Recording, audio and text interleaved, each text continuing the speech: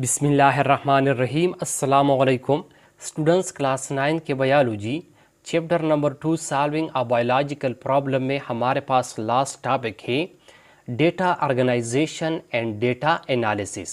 तो स्टूडेंट्स, आज के इस लेक्चर में हम डेटा ऑर्गेनाइजेशन और डेटा एनालिसिस को डिस्कस करते हैं कि डेटा ऑर्गेनाइजेशन और डेटा एनालिसिस कैसे कहते हैं। स्टूडेंट्स, सबसे पहले हम डेटा को डिस्कस करते हैं कि डेटा कैसे कहते हैं। सो डेटा का डिफिनीशन है the information which are collect और obtain from observations and experimentations is called data. Students, वो इंफॉर्मेशन जिसको हम ऑब्जर्वेशंस और एक्सपेरिमेंटेशन से कलेक्ट करते हैं, ऑब्टेन करते हैं, तो ऐसे इंफॉर्मेशंस को डेटा कहते हैं। यानी वो मालूमात जिसको हम ऑब्जर्वेशंस यानी मुशाहिदात से और एक्सपेरिमेंटेशंस यानी तजुर्बात से कलेक्ट करते हैं, जमा करते हैं, तो ऐसे मालूमात को डेटा कहते हैं। अब स्टूडेंट्स, जो डेटा होता है, डेटा जो है ना, ये नेम्स पर मुश्तमिल होता है, वैल्यूज़ पर मुश्तमिल होता है, नंबर्स पर मुश्तमिल होता है, वर्ड्स पर मुश्तमिल होता है, इमेजेस पर मुश्तमिल होता है, एट्सेट्रा वगैरह। तो स्टूडेंट्स, ये था हमारे पास डेटा के डेटा कैसे कहते हैं। अब स्टूडेंट्स, नेक्स्ट है हमारे पास डेटा ऑर्गेनाइजेशन। ऑर्गेनाइजेशंस के माने है तरतीब देना। सो डेटा ऑर्गेनाइजेशंस के माने है डेटा को तरतीब देना। सो स्टूडेंट्स, जब हम ऑब्जर्वेशंस करते हैं तो इस ऑब्जर्वेशन में जो इंफॉर्मेशन होता है, जो डेटा होता है, तो हम जो है ना इस ऑब्जर्वेशन से इस डेटा को या इस इंफॉर्मेशन को कलेक्ट करते हैं और फिर इस डेटा की मदद से हम हाइपोथेसिस बनाते हैं। इस तरह स्टूडेंट, जब हम एक्सपेरिमेंट्स करते हैं तो एक्सपेरिमेंट्स में जो डेटा मौजूद होता है, इस एक्सपेरिमेंट से हम जो है ना इस डेटा को कलेक्ट करते हैं और फिर इस डेटा की मदद से हम जो है ना रिजल्ट्स बनाते हैं। तो स्टूडेंट्स, जब हम इस ऑब्जर्वेशंस और एक्सपेरिमेंट से इस डेटा को कलेक्ट करते हैं तो फिर जो है ना students, biologist explain the method. Student, फिर जो है ना हम एज अ बायोलॉजिस्ट इस मेथड को एक्सप्लेन करते हैं। कौन से मेथड को एक्सप्लेन करते हैं?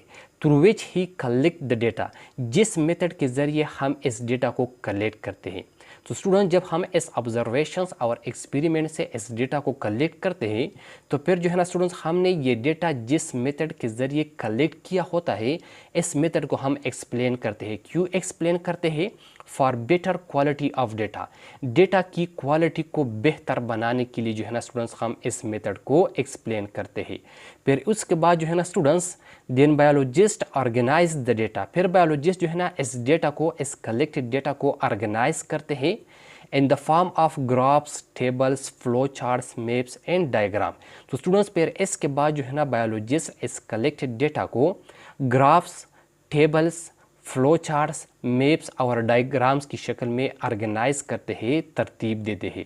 तो स्टूडेंट, जब हम इस कलेक्टेड डेटा को graphs, tables, flow charts, maps और डायग्राम्स की शक्ल में ऑर्गेनाइज करते हैं तो इनको जो है ना स्टूडेंट्स, डेटा ऑर्गेनाइजेशंस कहते हैं। तो स्टूडेंट्स, ये था हमारे पास डेटा ऑर्गेनाइजेशन के डेटा ऑर्गेनाइजेशन कैसे कहते हैं। अब स्टूडेंट्स, नेक्स्ट है हमारे पास डेटा एनालिसिस। स्टूडेंट्स, एनालिसिस का मतलब है तज्जिया करना। मतलब जब हम किसी चीज़ को मुख्तलिफ पार्ट्स में डिवाइड करते हैं और फिर इसकी हर एक पार्ट्स को कंप्लीट डिटेल के साथ स्टडी करते हैं तो इनको जो है ना स्टूडेंट्स, एनालिसिस कहते हैं।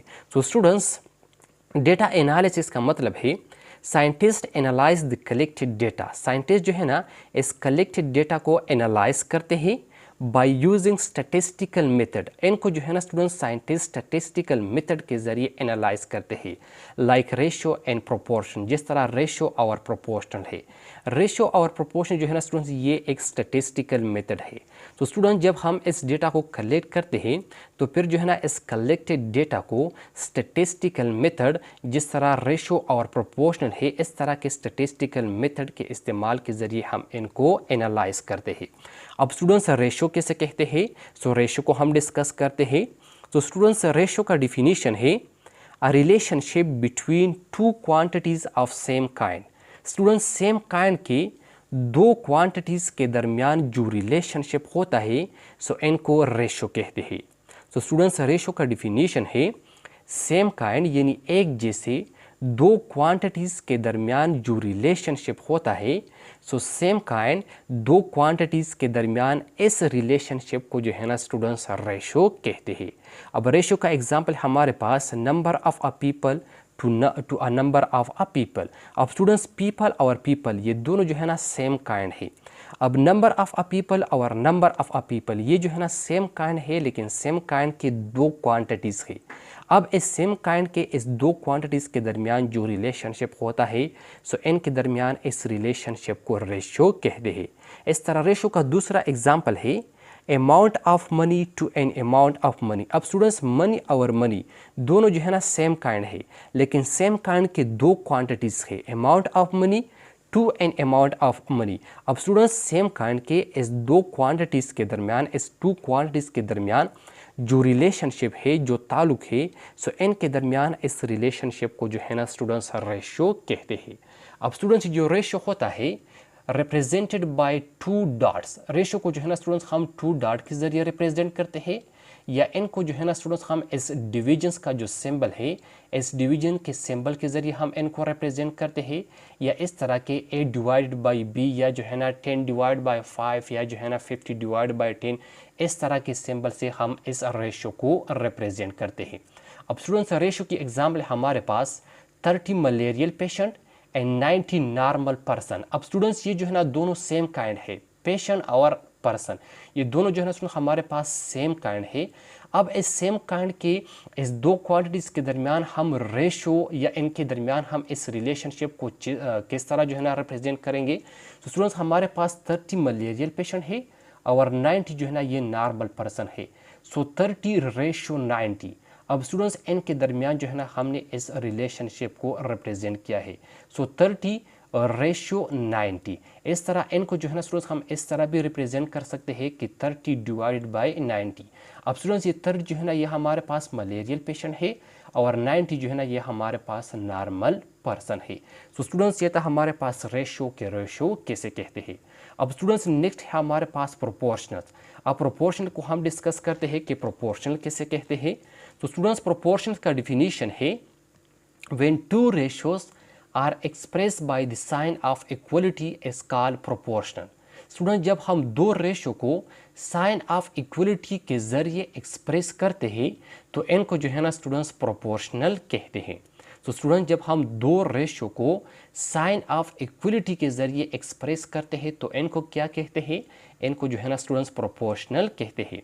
इस तरह स्टूडेंट प्रोपोर्शनल का दूसरा डिफिनीशन है हमारे पास the equality of two ratio is called proportional. Students दो रेशो के दरमियान जो इक्वलिटी होता है, इक्वलिटी के मानी है बराबरी। सो स्टूडेंट दो रेशो के दरमियान जो इक्वलिटी होता है, सो दो रेशो के दरमियान इस इक्वलिटी को जो है ना स्टूडेंट्स प्रोपोर्शनल कहते हैं। मिसाल के तौर पर हमारे पास a रेशो b ये जो है ना एक रेशो है और c रेशो d ये जो है ना दो रेशो है। सो जब इनको जो है ना स्टूडेंट्स हम साइन ऑफ इक्वलिटी के ज़रिए इस साइन ऑफ इक्वलिटी के ज़रिए रिप्रेजेंट करते हैं तो इनको जो है ना स्टूडेंट्स प्रोपोर्शनल कहते हैं। अब स्टूडेंट्स a रेशो b और c रेशो डी ये जो है ना हमारे पास दो रेशो है।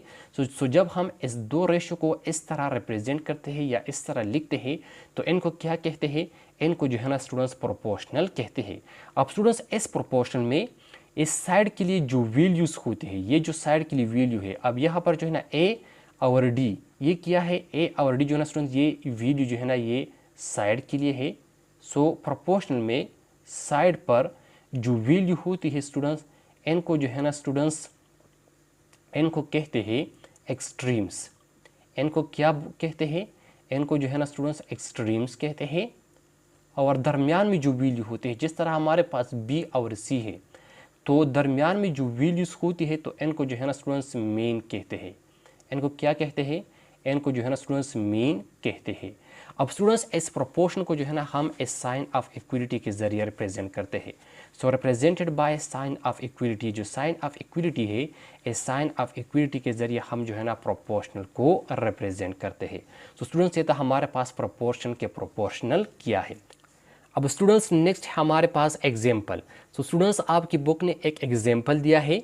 सो आपकी बुक ने जो एग्जाम्पल दिया है वो कुछ यूँ है, how many sparrow would be infected with malaria if he allows Culex mosquito to bite 50 sparrow। Student जब हमारे पास 50 स्पैरो होती है, जब हमारे पास 50 स्पैरो होती है और इस 50 स्पैरो के लिए हम जब कोलिक्स मॉस्किटो ये अलाउ करते हैं और ये कोलिक्स मॉस्किटो S50 स्पैरो को बाइट करती है। तो स्टूडेंट जब ये कोलिक्स मॉस्किटो S50 स्पैरो को बाइट करती है तो इस कोलिक्स मॉस्किटो की बाइट करने की वजह से S50 स्पैरो में कितनी स्पैरो जो है ना स्टूडेंट्स वो इन्फेक्ट हो जाएंगे, कितने स्पैरो में जो है ना स्टूडेंट्स वो मलेरिया का बीमारी लग जाएगा। तो स्टूडेंट जब हमारे पास 50 स्पैरो होती है और इस 50 स्पैरो के लिए जब हम कोलिक्स मॉस्किटो ये अलाउ करते हैं और ये कोलिक्स मॉस्किटो S50 स्पैरो को बाइट करती है, तो इस कोलिक्स मॉस्किटो की बाइट करने की वजह से S50 स्पैरो में कितनी स्पैरो जो है ना स्टूडेंट्स वो इन्फेक्ट हो जाएंगे। So students and previously he noticed that 6 are infected out of 10 sparrows। Students previous experiment में जो है ना 10 स्पैरो में से 6 स्पैरो जो है ना वो इन्फेक्ट हो गए थे। सो स्टूडेंट्स प्रीवियस एक्सपेरिमेंट में 10 स्पैरो में से 6 इन्फेक्ट हो गए थे। अब यहाँ पर हमारे पास 50 स्पैरो है, तो 50 स्पैरो में कितनी स्पैरो वो इन्फेक्ट हो जाएंगे, 50 स्पैरो में कितनी स्पैरो में वो मलेरिया का बीमारी लग जाएगा। तो स्टूडेंट्स इनके लिए हम ये जो प्रोपोर्शन है इस तरह का एक प्रोपोर्शन जो है ना स्टूडेंट्स ये लिखेंगे, जिस तरह हमारे पास A/B is equal to C/D है। अब स्टूडेंट्स इस तरह का जब हम इस तरह का प्रोपोर्शन लिखेंगे तो फिर इस तरह की प्रोपोर्शन में जो है ना स्टूडेंट्स हम ये वैल्यू पुट करेंगे। अब हमारे पास पहला रेशो कौन सा है, पहला रेशो जो है ना स्टूडेंट्स वो 50 स्पैरो वाला है। सो हम जो है ना स्टूडेंट्स ये A अपनी जगह पर लिखेंगे क्योंकि A जो है ना हम फाइंड करने जा रहे हैं और B की जगह पर हम जो है ना स्टूडेंट्स 50 लिखेंगे। इस तरह के स्टूडेंट्स हमारे पास जो दूसरा रेशो है वो जो है ना 6 आउट ऑफ 10 स्पैरो वाला है। सो C की जगह पर हम 6 लिखेंगे और D की जगह पर जो है ना स्टूडेंट्स हम 10 लिखेंगे क्योंकि 10 स्पैरो में से जो है ना स्टूडेंट्स 6 स्पैरो जो है ना वो इन्फेक्ट हो गए थे। इस तरह के स्टूडेंट्स अब 50 स्पैरो में कितने स्पैरो जो है ना वो इन्फेक्ट हो जाएंगे, मतलब एक की वैल्यू जो है ना हम फाइंड करने जा रहे हैं। अब स्टूडेंट्स इसको जो है ना स्टूडेंट्स इस A को हम इस 10 से मल्टीप्लाई करेंगे क्योंकि ये दोनों क्या है, ये दोनों जो है ना एक्सट्रीम है, और इस 50 को जो है ना स्टूडेंट्स हम इस 6 से मल्टीप्लाई करेंगे क्योंकि 50 और 6 ये दोनों क्या है, दोनों जो है ना स्टूडेंट्स ये मीन्स है। सो इनको बाद में जो है ना स्टूडेंट्स हम कुछ इस तरह लिखेंगे, A multiply by 10 is equal to 50 multiply by 6। अब स्टूडेंट्स A को हम फाइंड करने जा रहे हैं, तो A को जो है ना स्टूडेंट्स हम बाहर लिखेंगे और इस 50 डिवाइड बाई 6 को हम ऊपर लिखेंगे और इनके नीचे जो है ना हम 10 लिखेंगे। सो 50 डिवाइड बाई 6 मल्टीप्लाई बाई 10 और जो A है, A जो है ना स्टूडेंट्स ये हम अपने लिए बाहर लिखेंगे क्योंकि हम A का वैल्यू फाइंड करने जा रहे हैं। अब स्टूडेंट्स यहाँ पर जो है ना स्टूडेंट्स हम इस 50 को 10 पर डिवाइड करेंगे। सो जब हम इस 50 को 10 पर डिवाइड करेंगे तो यहाँ पर हमारे पास क्या बच जाएगा, यहाँ पर जो है ना स्टूडेंट्स हमारे पास 5 बच जाएगा। अब स्टूडेंट्स इस 5 को हम इस 6 से मल्टीप्लाई करेंगे। सो जब हम 5 को इस 6 से मल्टीप्लाई करेंगे सो 5 मल्टीप्लाई बाई 6, ऐसे हमारे पास क्या रिजल्ट आएगा, ऐसे हमारे पास जो है ना स्टूडेंट्स ये 30 रिजल्ट आएगा। अब स्टूडेंट्स ये 30 क्या है, 30 जो है ना स्टूडेंट्स ये हमारे पास इन्फेक्टेड स्पैरो है। सो स्टूडेंट जब हमारे पास 50 स्पैरो होती है तो इस 50 स्पैरो में जो है ना कितनी स्पैरो जो है ना वो इन्फेक्ट हो जाएंगे, इस 50 स्पैरो में जो है ना स्टूडेंट 30 स्पैरो ये इन्फेक्ट हो जाएंगे। तो स्टूडेंट्स एक की वैल्यू क्या आएगी, एक की वैल्यू जो है ना स्टूडेंट्स ये हमारे पास 30 आएगी। सो A इज इक्वल टू 30। अब स्टूडेंट्स 50 स्पैरो में जो है ना कितनी स्पैरो ये इन्फेक्ट हो जाएंगे, सो 50 स्पैरो में जो है ना स्टूडेंट्स ये 30 स्पैरो ये इन्फेक्ट हो जाएंगे। तो स्टूडेंट्स ये था हमारे पास एग्जाम्पल। अब स्टूडेंट्स आपकी इस चैप्टर के लास्ट में एक छोटा सा टॉपिक है और वो ये है कि mathematics is an integral part of scientific process. तो स्टूडेंट्स आपकी इस चैप्टर के लास्ट में एक छोटा सा टॉपिक है और वो ये है कि मैथमेटिक्स जो है ना स्टूडेंट्स ये एक इंटीग्रल पार्ट है। ये क्या है, ये जो है ना स्टूडेंट्स ये एक इंटीग्रल पार्ट है। इंटीग्रल पार्ट किस चीज़ का इंटीग्रल पार्ट है, साइंटिफिक प्रोसेस का, जितनी भी साइंटिफिक प्रोसेस है। सो ये साइंटिफिक प्रोसेस का एक इंटीग्रल पार्ट है। तो स्टूडेंट्स मैथमेटिक्स ये जो है ना साइंटिफिक प्रोसेस का एक इंटीग्रल पार्ट है। इसका मतलब ये है कि मैथमेटिक्स जो है ना ये साइंटिफिक प्रोसेस का एक मुकम्मल हिस्सा है, एक मुकम्मल हिस्सा है। इंटीग्रल जो है ना स्टूडेंट्स ये इंटीग्रल के माने है मुकम्मल या पूरा। तो स्टूडेंट्स एन का मतलब है कि मैथमेटिक्स जो है ना ये साइंटिफिक प्रोसेस का एक मुकम्मल यानी एक पूरा हिस्सा है। मतलब हमारे पास जितनी भी साइंटिफिक प्रोसेस होती है इन तमाम साइंटिफिक प्रोसेस में जो है ना स्टूडेंट्स मैथमेटिक्स का इस्तेमाल होता है। जिस तरह रिसर्च प्रोजेक्ट है, सो रिसर्च प्रोजेक्ट में जो है ना स्टूडेंट्स हम मैथमेटिक्स को इस्तेमाल करते हैं। इस तरह पॉपुलेशन स्टडी है, ड्रग स्टडी है, sequencing of plants in animal DNA है, और इस तरह के स्टूडेंट्स डेटा एनालिसिस है। सो जितनी भी प्रोसेस है, जितनी भी साइंटिफिक प्रोसेस है, इन तमाम साइंटिफिक प्रोसेस में जो है ना स्टूडेंट्स मैथमेटिक्स का इस्तेमाल होता है। तो स्टूडेंट्स ये था हमारे पास आज का lecture data organisation and data analysis कि डेटा ऑर्गेनाइजेशन और डेटा एनालिसिस किसे कहते हैं। आई होप आपको समझ आया होगा। स्टूडेंट्स इंशाल्लाह नेक्स्ट लेक्चर में हम नेक्स्ट चैप्टर को स्टार्ट करेंगे। तब तक अपना ख्याल रखना। Thank you, वस्सलाम।